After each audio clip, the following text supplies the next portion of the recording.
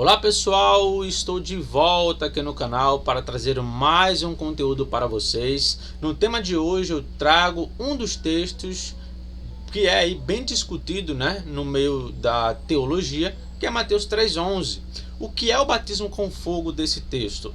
É o juízo divino ou é a purificação que o Espírito Santo faz assim que ele entra na pessoa?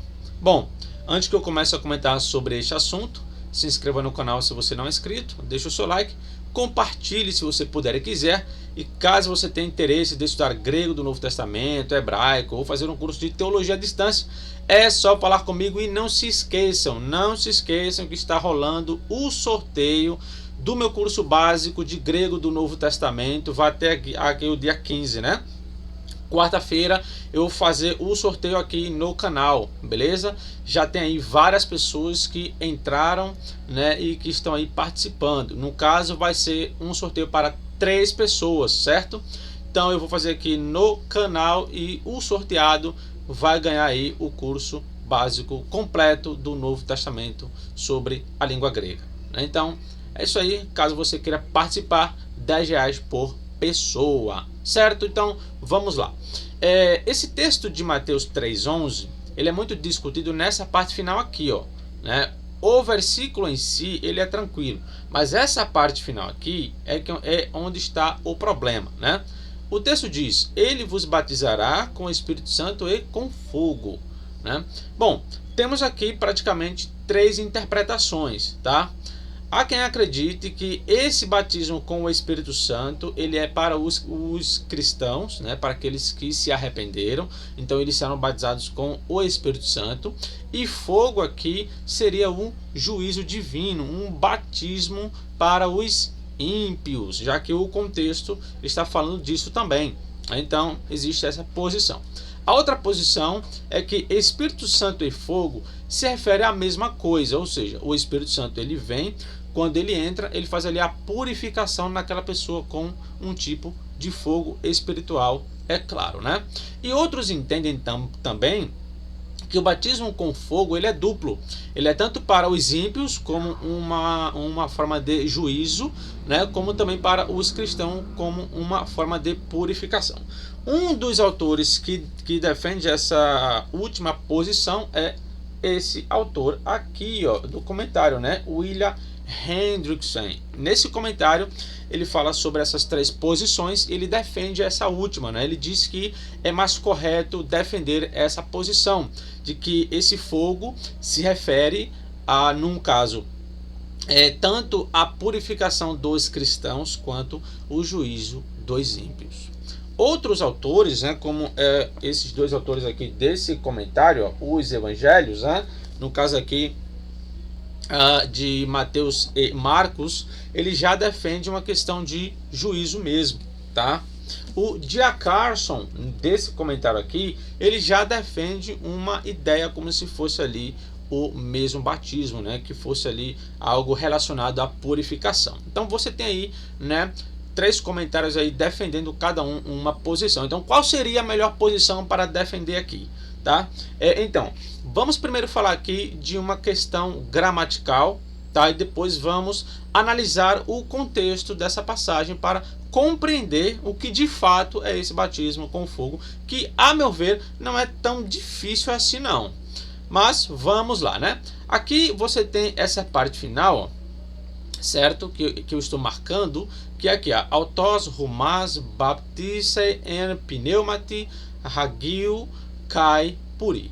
Então aqui você tem ele, que é o autos, caso nominativo, sujeito, ele batizará aqui, esse verbo está no futuro, essa é a característica do futuro, e essas 2 últimas letrinhas indicam ali a terceira pessoa, o futuro do indicativo da terceira pessoa, ele batizará, E aqui você tem o pronome da segunda pessoa do plural, vos batizará, então ele vos batizará, Aí entra o en, que é a preposição com, pneumati hagio, ou seja, o Espírito Santo, kai e puri, fogo. Então o que acontece? Alguns gramáticos e estudiosos, eles falam que pneumati hagio, que é Espírito Santo e fogo, se refere à mesma a mesma coisa, eles são sinônimos, né? No caso, seria aqui uma espécie de Hendiads. Eu vou até mostrar aqui para vocês isso, tá? Aqui, ó. Essa aqui é a chave linguística do Novo Testamento grego. Aqui você tem, ó, puri, né? Aí ele fala aqui, ó, puri, como o en não é repetido nessa parte aqui, ó. Veja que só temos uma preposição, né? Com. Então você tem como o Espírito Santo e fogo, certo? Então aqui ele vai comentar, né? Como o en não é repetido, pneumatirragio e puri provavelmente formam uma unidade. Aí ele fala, Harris, né, cita aqui a página de acordo com Davis Allison, Mateus volume 1, página 317, trata-se de uma Hendiads. O que é uma Hendiads? É uma figura de linguagem quando você pega dois termos sinônimos para se referir à mesma coisa, tá? Então, quer dizer, de acordo com esse autor, né, ele está falando que isso aqui é uma Hendiads. Claro, ele está citando outro autor, tá? De acordo com Harris, né?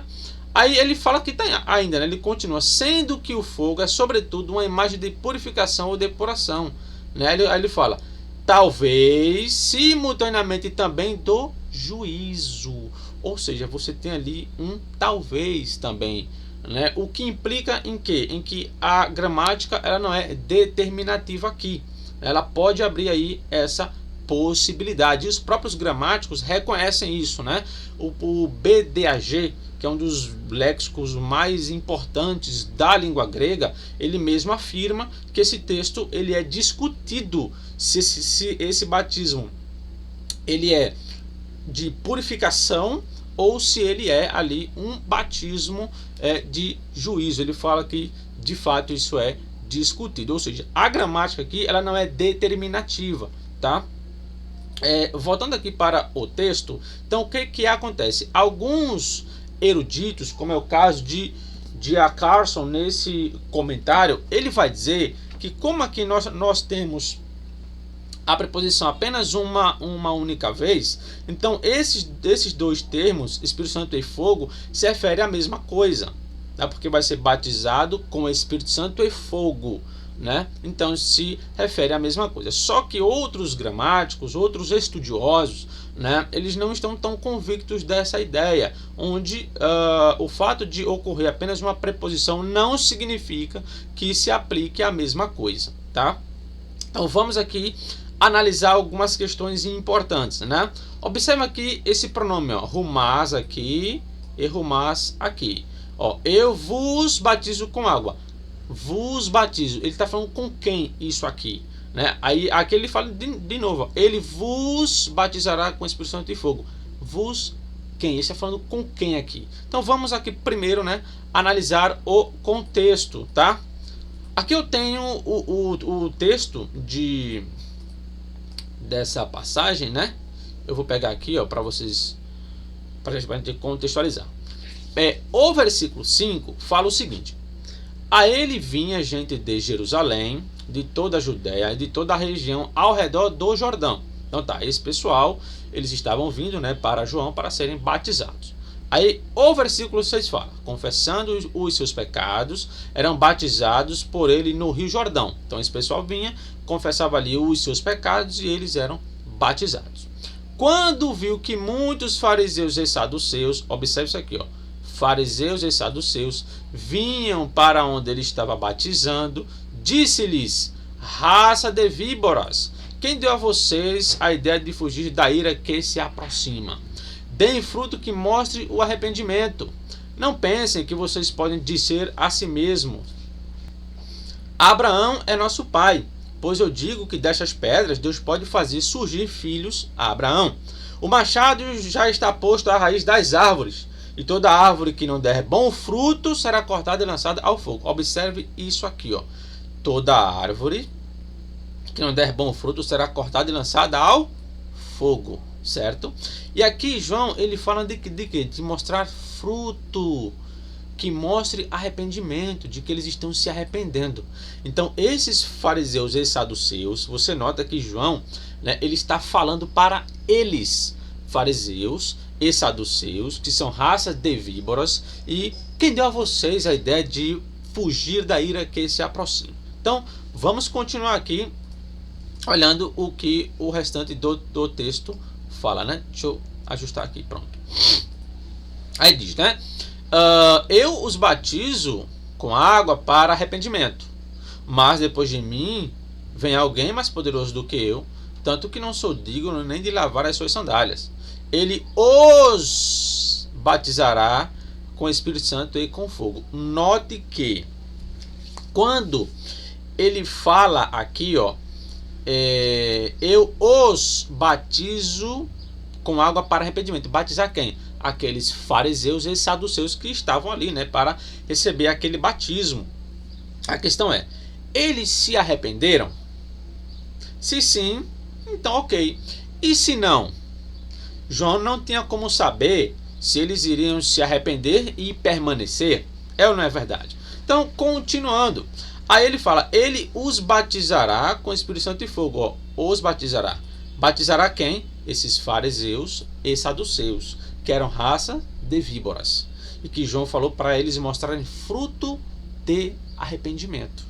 A questão é, se eles se arrependessem, ok. E se não se arrependessem? Então nota que João ele está falando de dois grupos aqui. Por quê? Porque no versículo seguinte ele diz, ele traz a pá em sua mão e limpará a sua eira, juntando seu trigo no celeiro, mas queimará a palha com fogo que nunca se apaga. Observe que aqui quando ele fala, né, juntando o seu trigo no celeiro, o trigo é quem? Aqueles que se arrependem, né? É o povo que foi lá, que confessou os seus pecados e ok. A palha é aquele que não se arrepende. E essa palha vai ser queimada com fogo que nunca se apaga. Então note que João ele está falando de dois grupos, né? O trigo e as palhas. O trigo vai para o celeiro e as palhas vão para o fogo. Os fariseus aqui, note que no versículo 5, né, vieram pessoas de várias regiões ali, certo? Mas ele focou em quem? Fariseus e saduceus. Vocês são raças de víboras. Ou seja, tinha pessoas ali que de fato se arrependeram, mas e esses fariseus e saduceus se arrependeram ou não? E aí João, como ele não sabe, né, ele já deixou claro, o machado já está posto à raiz das árvores, e toda árvore que não der bom fruto será cortada e lançada ao fogo. Então note que no versículo 10 fogo está ligado ao quê? A um juízo, e no versículo 12 também. E por que o versículo 11 também não estaria? Me parece que a posição de William Hendrickson é uma posição muito acertada. Por quê? Porque ele defende que esse fogo é tanto para os ímpios quanto para os cristãos, aqueles que de fato se arrependem. Então o fogo ele pode ser purificador e destruidor. E aqui João deixa isso claro no contexto. Olha, o trigo vai para um local, mas as palhas vão para o fogo. Outro detalhezinho curioso, pessoal, é o Evangelho de Marcos. É importante isso aqui, porque Marcos aqui, você nota que Marcos ele não fala nada sobre fariseus, não fala nada sobre saduceus. Marcos ele apenas foca nas pessoas que estão se arrependendo. Agora olha isso aqui, ó. Assim surgiu João, batizando no deserto e pregando o batismo de arrependimento para o perdão dos pecados. Aí ele vinha toda a região da Judéia e todo o povo de Jerusalém, confessando os seus pecados, eram batizados por ele no Rio Jordão. João vestia roupas feitas de pelo de camelo, usava um cinto de couro e comia gafanhotos e mel silvestre. E esta era a sua mensagem: depois de mim vem alguém mais poderoso do que eu, tanto que não sou digno nem de curvar-me e desatar as correias das suas sandálias. Eu os batizo com água, mas ele os batizará com o Espírito Santo. Note que coisa curiosa. Marcos ele não menciona Espírito Santo e fogo. Ele menciona apenas Espírito Santo para aquelas pessoas que estão se arrependendo, né? Então isso aqui é muito importante na interpretação, a gente olhar o que os outros evangelistas falaram sobre aquela mesma passagem. Quando vamos lá para Lucas, ele já trata Espírito Santo e fogo, porque no contexto ele coloca de novo os fariseus e saduceus. E aí ele inclui o fogo. Mas aqui não. Aqui os saduceus e fariseus não estão sendo mencionados. Então ele não inclui o fogo. Ou seja, me parece que o fogo de fato ele é o juízo divino e não uma questão de purificação apenas, né?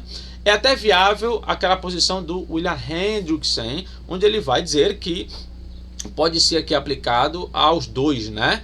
Só que me parece aqui que o contexto ele deixa muito claro que esse fogo ele se refere sim ao juízo, tanto no versículo 10 quanto no versículo de número 12, né? E o evangelho de Marcos, como fala apenas para um público, né, aqueles que estão de fato se arrependendo, ele não menciona fogo, ele só menciona o Espírito Santo. Lucas, ele menciona Espírito Santo e fogo, porque no contexto ele está falando também para pessoas que podem ali não se arrepender. Então ele já deixa claro, olha, quem escolher um lado vai para aqui, quem escolher o outro vai para aqui, certo? Então, pessoal, eu acredito que esse texto ele é muito claro ao dizer que esse batismo com fogo, ele se refere sim à questão do juízo. E uma outra ideia que eu acho muito plausível é a do William Hendrickson. Não só ele, né, como outros também, que defendem essa ideia de que aqui se trata sim de um batismo que pode se aplicar tanto aos cristãos como uma ideia purificadora,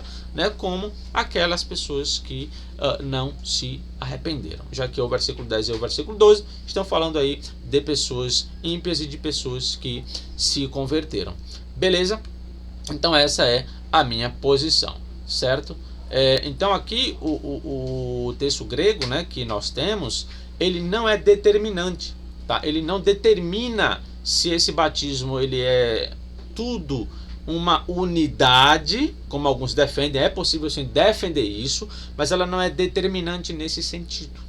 Então você pode ter aqui outra ideia, até porque o puri, né, ele está no caso dativo, e o dativo por si só não precisa de uma preposição para trazer a ideia do com, né? Ele sozinho, o próprio caso, ele já pode trazer isso no próprio texto. Então, pessoal, é isso aí, eu vou ficando por aqui. Essa é a minha posição sobre Mateus 3:11. Que Deus abençoe a todos e espero vocês no próximo vídeo. Fui!